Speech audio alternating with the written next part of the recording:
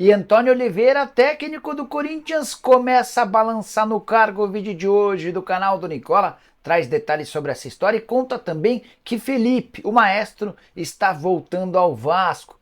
Bora trazer novidades sobre a viagem de Júlio Casares ao exterior e atualizações sobre o São Paulo. Já Caio Jorge tem acordo verbal com o Cruzeiro, falta um acerto entre os clubes, o Cruzeiro e a Juventus da Itália. Já Neymar respondeu sobre a chance de voltar ao Santos. Vou te trazer valores do contrato entre Mbappé e Real Madrid na comparação com os outros atletas do clube. Tem também as últimas do mercado, bastidores, notícias de Palmeiras, Flamengo e muito mais.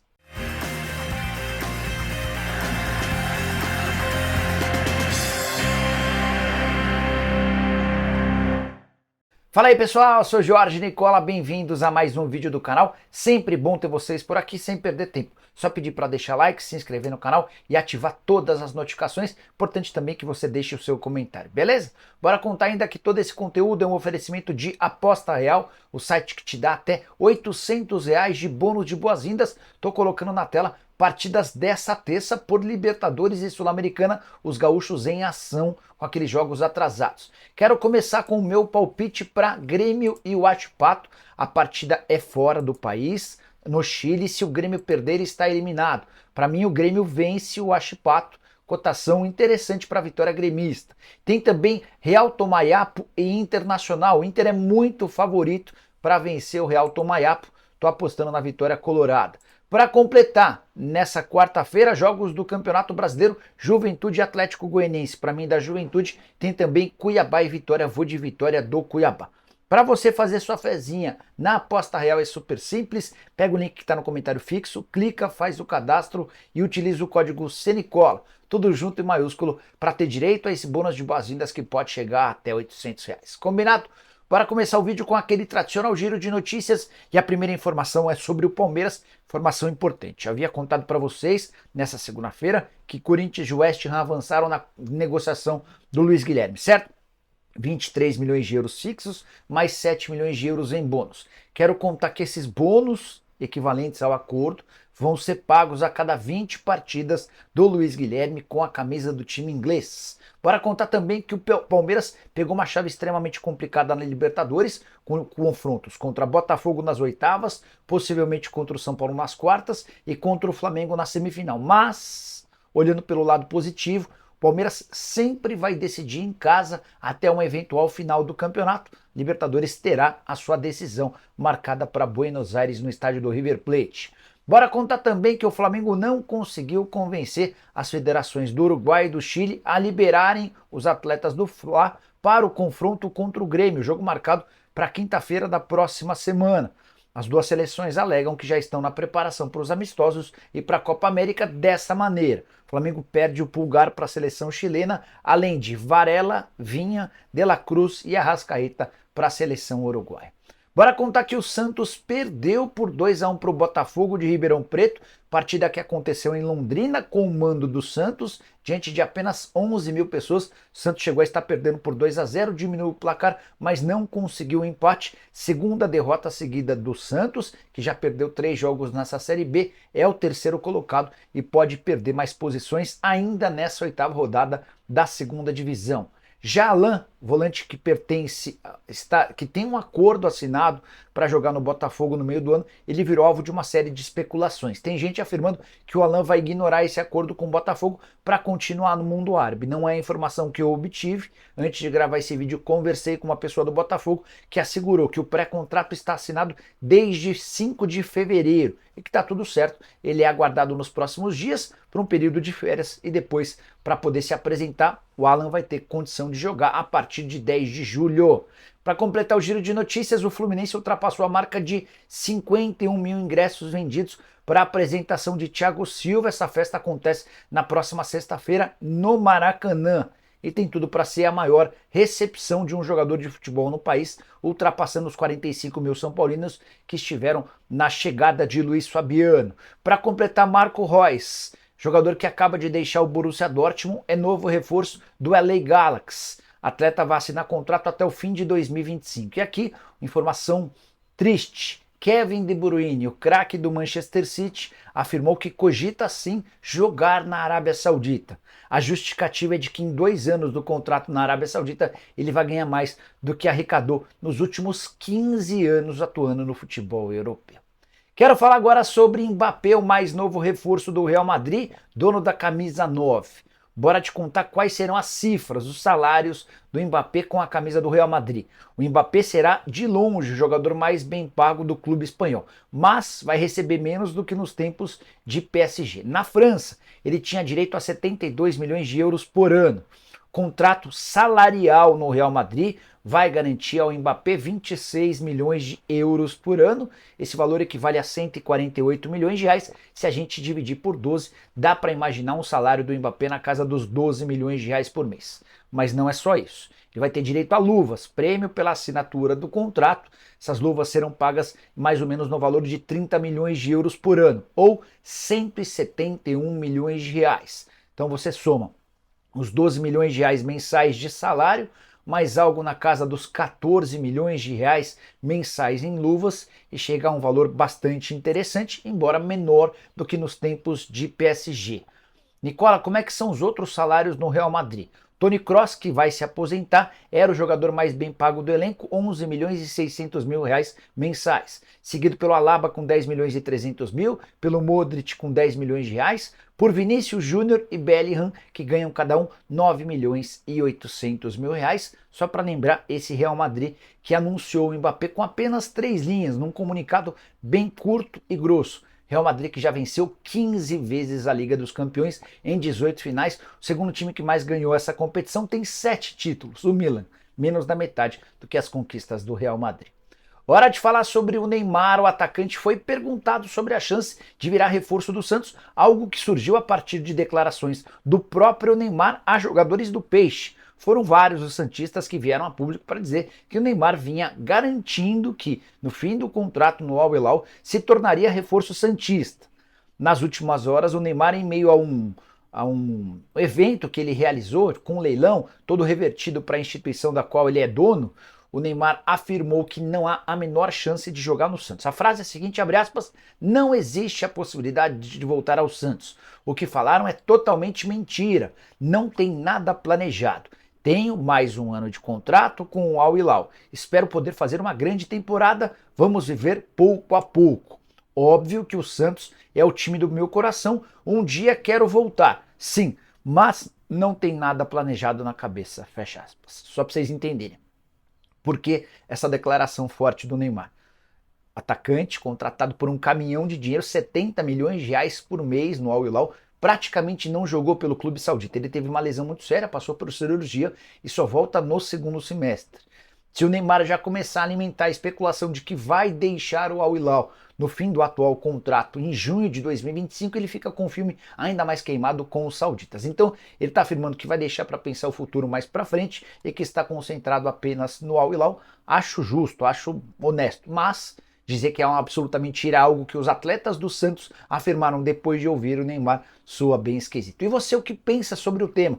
Só um detalhe, tem muito torcedor do Flamengo que se animou com essa declaração de que ele não vai para o Santos, imaginando que o Neymar virará reforço rubro-negro a partir da metade do ano que vem. Você acha que tem condição? Use o espaço para comentar e avalie. Bora falar agora sobre Caio Jorge. Entre o atacante e o Cruzeiro tá tudo certo. Para que o atleta de 22 anos de idade, que pertence à Juventus, seja anunciado como reforço da Juventus, falta um acordo entre os clubes. Quero te explicar em todos os detalhes dessa história, antes contar que na manhã dessa terça-feira, antes de gravar esse vídeo, recebi a seguinte mensagem de uma pessoa próxima ao Caio Jorge. Abre aspas, o Caio está bem encaminhado com o Cruzeiro, fecha aspas. Salário, tempo de contrato, luvas, tudo acertado. O Cruzeiro fez uma primeira proposta à Juventus de empréstimo com opção de compra. A Juventus disse não.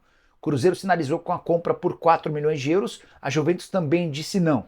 No primeiro momento, os italianos pediam algo na casa dos 10 milhões de euros, valor que está completamente fora da realidade. Agora, o Cruzeiro sinaliza com uma oferta de 5 milhões de euros ou 28 milhões de reais. A tendência é que o negócio seja concretizado por valores parecidos, com a Juventus ficando com um percentual futuro, imaginando que o Caio Jorge ainda possa render bastante por aqui e ser negociado para o exterior. Só para completar sobre o Cruzeiro, também surgiu nas últimas horas a especulação de que Dória, ex-zagueiro do Botafogo, do São Paulo, e que está há bastante tempo no México, pode virar reforço do Cruzeiro.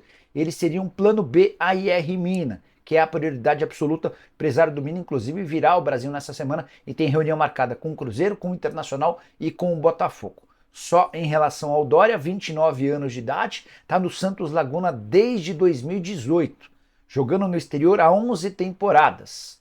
O contrato dele lá no futebol mexicano se encerra em junho do ano que vem.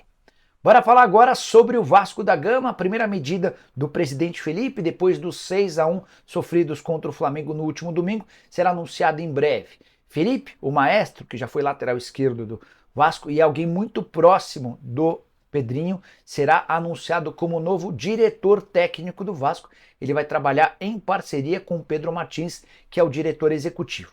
É também a primeira decisão tomada pelo Pedrinho que tem impacto real no departamento de futebol. Até então ele vinha administrando as decisões que haviam sido tomadas pela 777.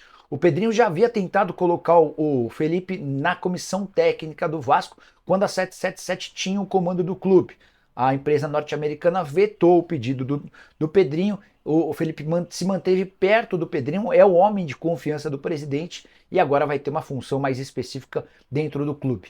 Vale a lembrança também de que o Felipe já esteve no vestiário antes do jogo contra o Flamengo e apareceu também na reapresentação do elenco nessa segunda-feira. Sobre as experiências dele pós-jogador, o Felipe foi técnico do Confiança, do Volta Redonda, do Bangu, do Tigres. Não fez sucesso, mas já tem essa experiência. E atuou também como uma espécie de gestor na Ponte Preta, passagem curta. O fato dele ser muito identificado com o Vasco, com o torcedor cruzmaltino, que por ter uma história, pode agregar nessa chegada. Ou você pensa o contrário? Use o espaço para comentários e já avalia a sua opinião sobre o tema, beleza? Hora de falar sobre o Corinthians, com várias novidades importantes. A principal delas, a pressão dentro do Corinthians em cima de Antônio Oliveira vai ganhando peso. Técnico português que não consegue resultados e tem terceirizado culpa.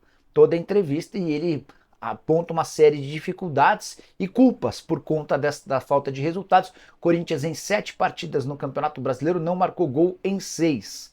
O único jogo em que ele balançou as redes foi contra o Fluminense na vitória por 3-0. E a falta de gols determina uma campanha péssima. São 5 pontos em 7 rodadas. O Corinthians está na zona do rebaixamento e com mais jogos do que a maioria dos concorrentes na parte de baixo da tabela.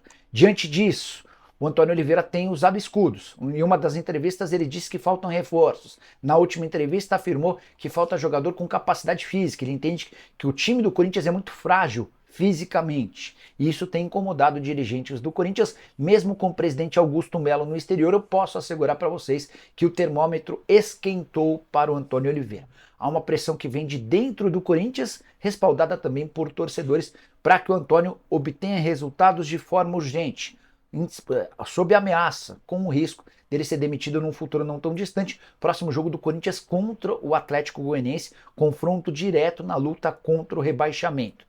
Desde que o Antônio foi contratado pelo Timão, são 12 vitórias, 5 empates e 6 derrotas em 23 partidas. Queria a sua opinião sobre o treinador corintiano. Você acha que ele merece um voto de confiança ou já deu? Só para completar ainda sobre o Corinthians, o presidente Augusto Melo deve voltar ao Brasil nessa quinta-feira, uma série de encontros na tentativa de vender o Wesley lá no futebol europeu. Sobre as tratativas com o Emirates, ainda em estágio inicial, não acho que o torcedor corintiano deva ter esperança em relação a essa negociação.